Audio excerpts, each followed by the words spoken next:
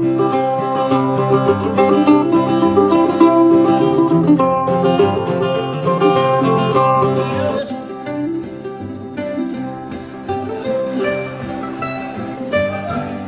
drawing a blank. Well, this little light of mine, I'm gonna let it shine. This little light of mine, I'm gonna let it shine. This little light of mine, I'm gonna let it shine. Let it shine, let it shine, let it shine. Well, I'm on, let's say it now. Let it shine, let it shine, let it shine. Woo!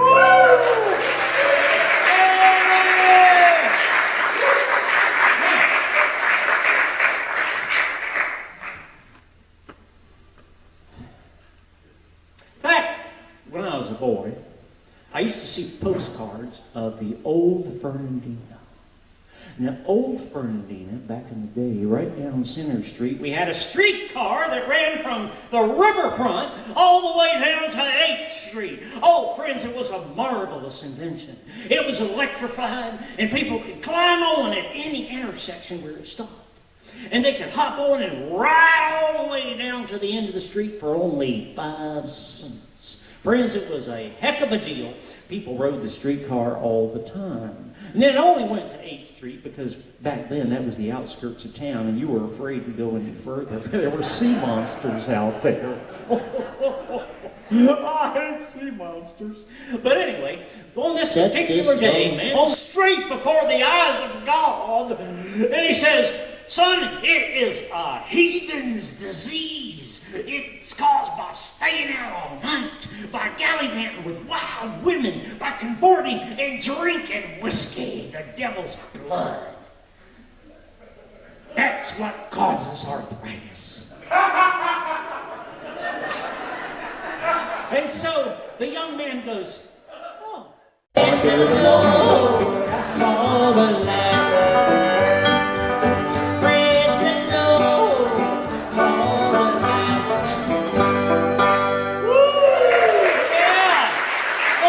Are good, man. Many people are going to the Boscobella Cemetery. Are you familiar with it? Boscobella Cemetery means beautiful tree or something. I don't know what it means. All I know is that when people say, Chuck, we're taking you to the Boscobella Cemetery, it sends a shiver up my spine. That's the last thing I ever want to hear, and probably will be. And to this day, when people walk by and they look at the tombstone, they say, hey, isn't that odd?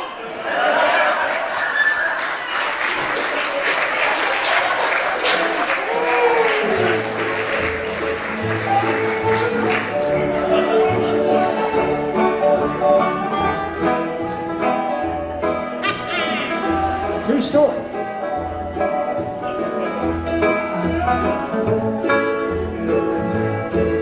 I had a friend named Ramblin' Bob.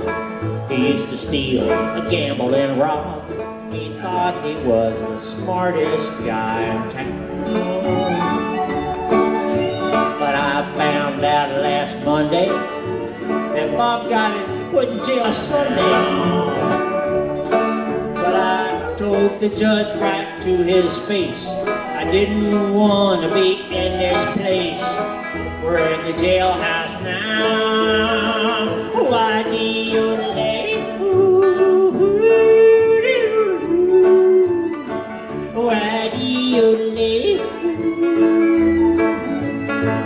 You lay, you lay, you lay.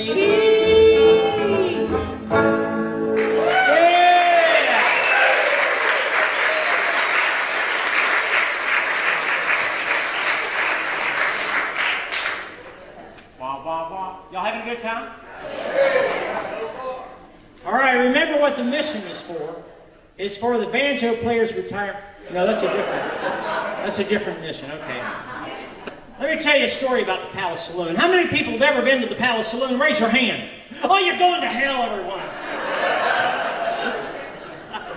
She looks at me and she goes, I Sonny. She was Irish too. A lot of Irish in these stories. So she says, Sonny, what are you doing out here drinking cold beer in front of God and everybody?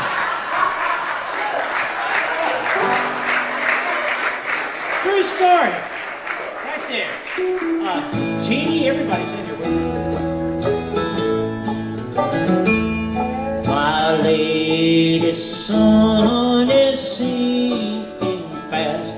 My race is nearly run. Away on your snowy wings to my immortal home.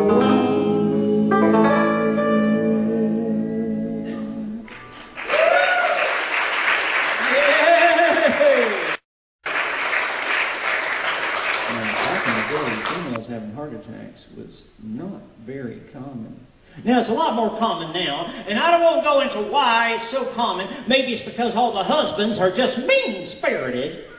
That's what the wives would have you to believe. Oh, maybe it's the stress of having to work 2 jobs and raise them kids and everything else. I don't know what it's all about, friends, but this woman had a heart attack and hit the face walking out of that hospital, and she's got the sha going on. And they must have given her hip lessons while she was in there, because she comes walking out. She's got a whole new wardrobe on, a new hat, she's looking good.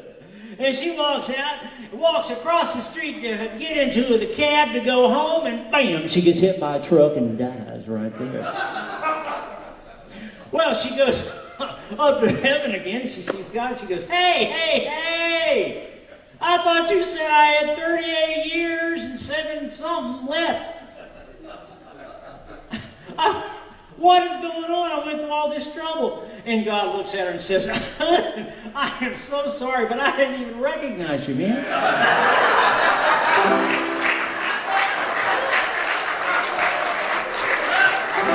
Whoa! That's a true story. Well, I've been working on the railroad all the long day. I know you know this one. I've been working on the railroad just to pass time away. I've been working on the railroad. Susie, everybody. All the long day. I've been working on the railroad just to pass time away. Can't you hear the whistle blowing? Rise up so early in the morning. Can't you hear the captain shouting? Time to blow your horn.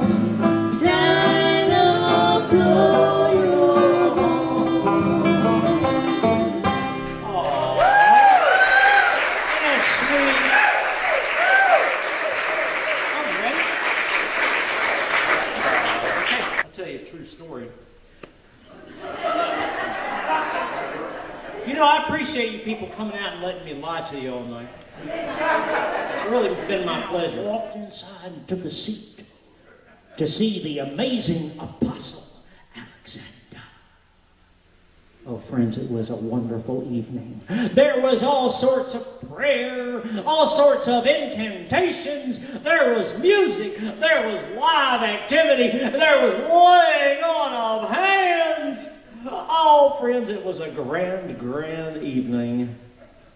Hearing, you're hearing. Oh, come on, children of God, gather together and let's pray the most sincere prayer that we've ever prayed. Help this young man with his hearing.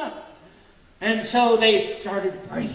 And there was rumbling, and there was mumbling, and there was speaking in tongues, laying on of hands, and all sorts of things I had never seen before. There were people on the floor writhing. There were people fainting. The prayers were being risen up to the very throne of heaven.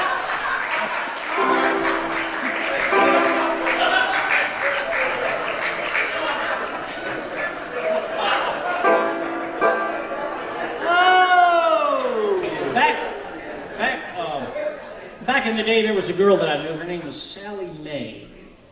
Now, Sally Mae was an independent young girl. She was always getting in trouble because she wanted to do it her way, on her terms, on her time. And you weren't going to tell her she couldn't do something because she knew that she had the very gift that allows people to get stuff done. That was Sally Mae. And the horse won't stop. He won't stop. Her head is smacking the ground, smack, smack. She knows that she's only a few paces from death itself. When suddenly Fred, the dime store manager, rushes out and shuts off the horse.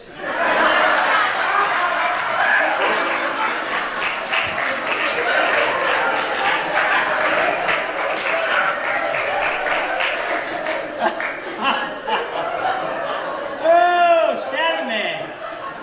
You gotta love it.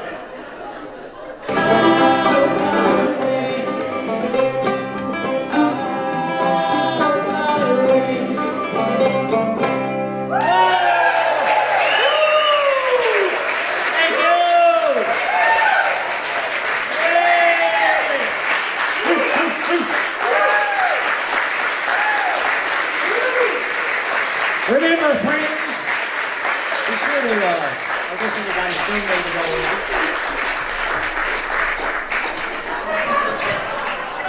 Keep standing. I told